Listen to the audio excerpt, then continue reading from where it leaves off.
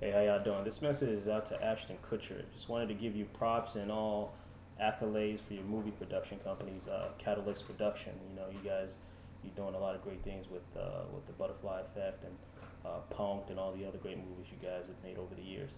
I just wanted to also, I guess, comment on the new movie that's out. I'm sure you're educationally conscious and you got your ears to the streets and you always try as much as possible to figure out what's going on out there in society and how it interrelates to everything and everything that you're doing and everything everybody else is doing.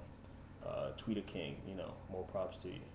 I don't tweet, so I can't relate to you on that. But anyway, as far as the new movie that's out, Waiting for Superman, I'm sure you've seen it already. It's basically a movie about the inner city youth versus middle class suburban counterparts, and the achievement gap between the two. Both the inner city, the middle class suburban kids, and the test scores and pretty much everything and anything that is in relation to the educational system and standard of America versus the our foreign counterparts. But anyway, to make a long story short, the movie pretty much gave an in-depth look at the declining educational system in the country today. And it also showed the test scores, the achievement gaps of the inner city kids versus the middle class counterparts. And the movie gave an in-depth look at a lot of things that was going on in the inner city and in the school system. But I also feel that it didn't shed enough light on what was really going on in the inner city.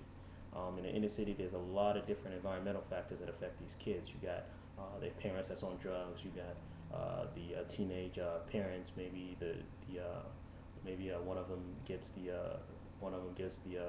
gets their girlfriend or significant other pregnant. They have to stop going to school. They persist to other negative things that they necessarily do to make it or survive in society, selling drugs, what have you. But the point of the matter is this: I feel that, like you said, Superman, Waiting for Superman, David Guggenheim, and Jeffrey Canada, I believe they did a superb and fantastic job on the movie. But I also believe that it didn't really delve into what was going on in society as far as the educational standard and the mentality or the mental process of the kids.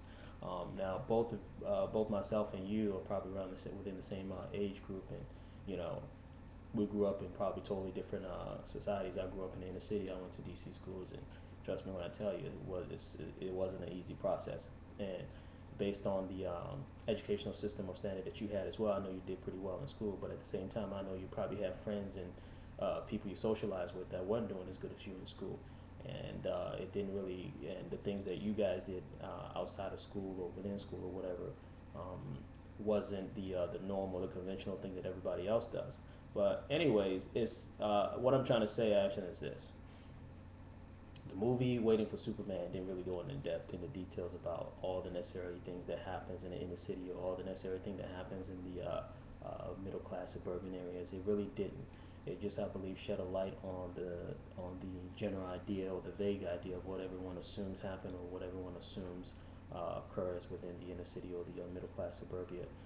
Um, just want to let you know that I feel in my heart of heart that it was a good movie, but at the same time, like I said, it didn't go into detail about a lot of things.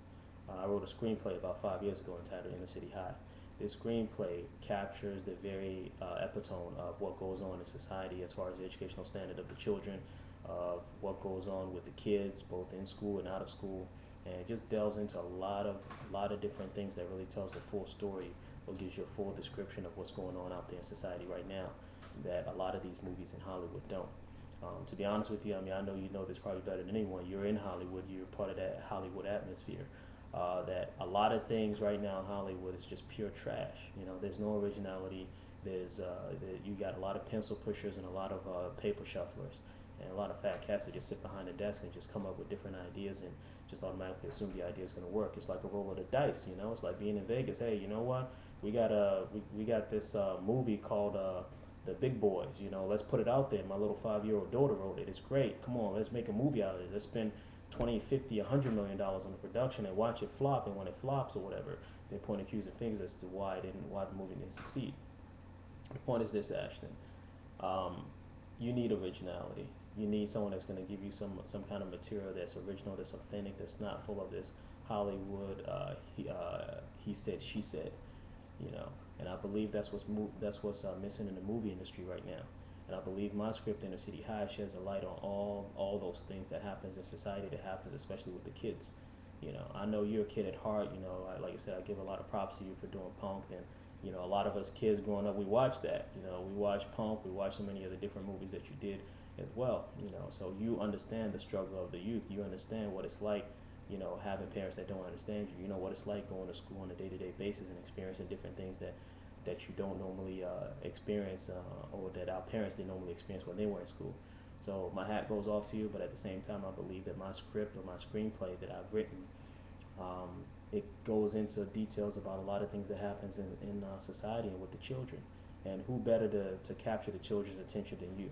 You know, each and every day we watch you on different, I watch you on different shows, on different, doing different things. And I believe right now, with all the accolades, with all the awards, with all the achievement that you've had over the years, I think it's time to give back to the kids, because those are the people that matter at the end of the day, are the kids.